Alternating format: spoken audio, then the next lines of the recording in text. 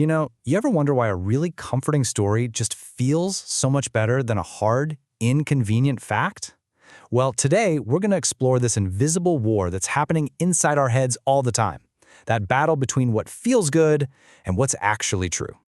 So let's just dive right in. Why do we do this? It's a huge question, and it explains everything from our own little habits to these massive shifts in society. And the answer, it turns out, is literally baked right into our evolutionary code. Okay, so to really get to the bottom of this, we have to wrap our heads around a pretty strange idea.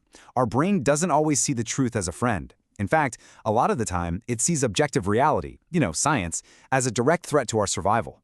Just think about it for a second. When science tells you you're just a tiny speck in this vast, kind of indifferent cosmos, a part of your brain called the amygdala, which is basically your ancient alarm system, can actually register that as a threat.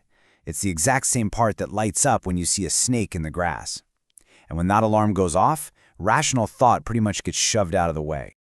So to really get this, we've got to look at where this battle is actually taking place. And it's not a fair fight, not at all. Because the battlefield itself, the very structure of our brain, is already tilted in favor of emotion. So, meet the heavyweight champion in this fight, the limbic system. This thing is ancient, it's incredibly powerful, and it really only has one job: keep you safe. It could not care less about facts or spreadsheets. It cares about feeling secure and avoiding anything that seems like a danger. And yeah, this chart just nails the whole conflict, doesn't it? On one side, you've got the limbic system, the emotional protector that's been around for 500 million years. And on the other, the neocortex, our rational brain, which is basically the new kid on the block. It loves logic, it loves truth, but when the limbic system senses a threat, it can just completely overpower the new guy. What's really wild about this, though, is the sheer timescale of it all. I mean, our emotional brain had something like a 498 million year head start on our rational one. So is it any wonder that in a moment of fear or uncertainty, our ancient survival instincts so often went out over modern logic? Now, this whole internal wiring thing, it gets even more complicated when we start bringing other people into the mix. Because we aren't just survival machines, we are social survival machines. Okay, this is where things get really fascinating. You've got these things called mirror neurons, and they're basically the brain's Wi-Fi. They let us feel what other people are feeling, their joy, their pain, their courage. It's the real neurological basis for empathy, and it's what creates that powerful gut-level sense of us. But there's a catch. Our brain's Wi-Fi, it seems, has a password, and it connects most strongly to people inside our in-group, our tribe. This bias makes us feel incredibly safe and connected with people who are like us, but it can also make us instinctively distrustful or even just indifferent to anyone we see as the other. All right, so now that we've got the science down, let's see how this actually plays out in the real world. We're going to look at 3 incredibly powerful cases that show exactly how these brain mechanisms, the mirror neurons, the in-group bias, shape our society, for better and sometimes for worse.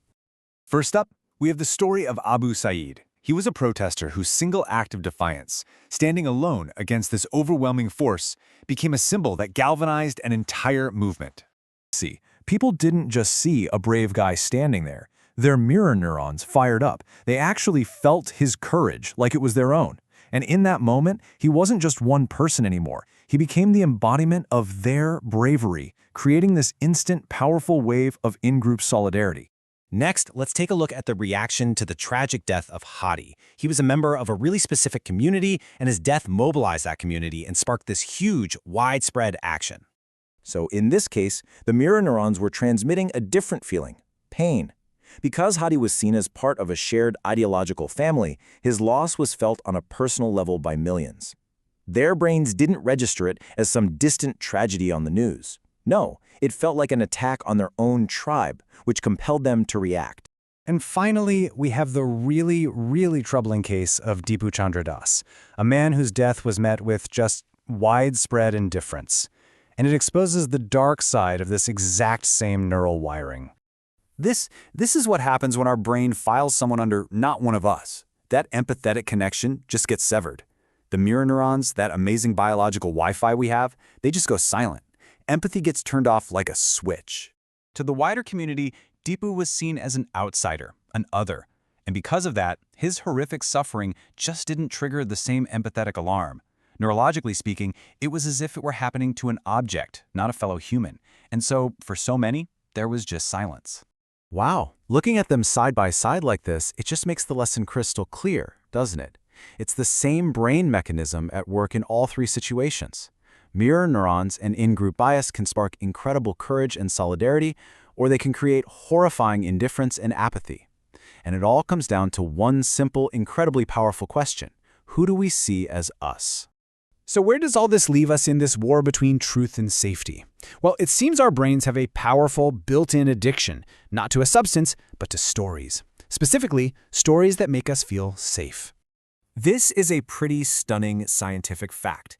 If you look at brain scans, being rejected by your group, being socially isolated, it activates the very same pain centers as a physical injury, like a broken bone. Think about it. For our ancestors, being cast out from the tribe meant certain death. And that deep primal fear is still buried inside us. So at the end of the day, what this all boils down to is that our brains evolved for survival, not necessarily for truth. These comforting beliefs, they give us a feeling of safety and control. They give us a little hit of dopamine.